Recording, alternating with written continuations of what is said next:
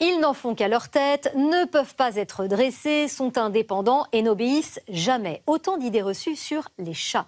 Mais une récente étude vient quelque peu démentir ces préjugés. Alors comment les chats perçoivent-ils le discours qui leur est adressé? Ce soir, c'est Vicky Bogart qui s'est penchée sur cette épineuse question. J'en sais quelque chose puisque moi-même j'ai un chat. Alors Vicky, dites-nous tout. Les chats s'intéressent-ils vraiment à ce que disent leurs maîtres? Eh bien oui, votre chat fait attention à ce que vous lui racontez, Nathalie, et ce, même s'il n'en a pas l'air. C'est désormais scientifiquement prouvé.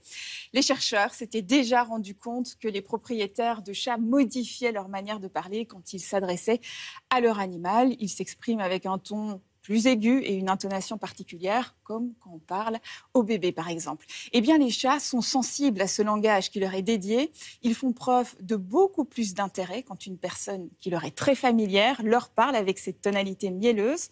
En revanche, si une personne étrangère leur parle en utilisant exactement les mêmes termes et le même ton, il ne s'y intéresse pas. Donc, ce qui est important pour le chat, c'est qui lui parle et avec quelle tonalité. C'est ce qui ressort d'une étude menée par des éthologues dans un laboratoire de l'université de Nanterre. Eh ben voilà, ça veut dire qu'ils sont fidèles, les chats. Alors comment les éthologues, ce sont ces chercheurs qui s'intéressent au comportement des animaux, ont-ils constaté cet intérêt des chats?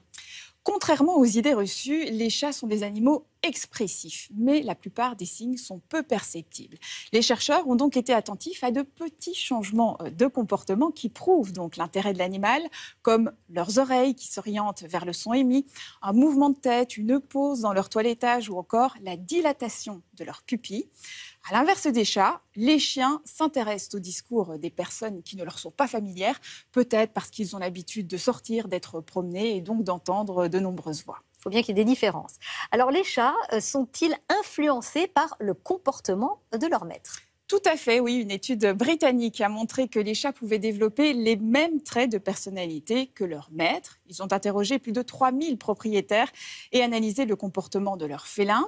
Les personnes sujettes à la colère ou au stress étaient plus susceptibles d'avoir un chat présentant des problèmes de comportement agressif ou anxieux.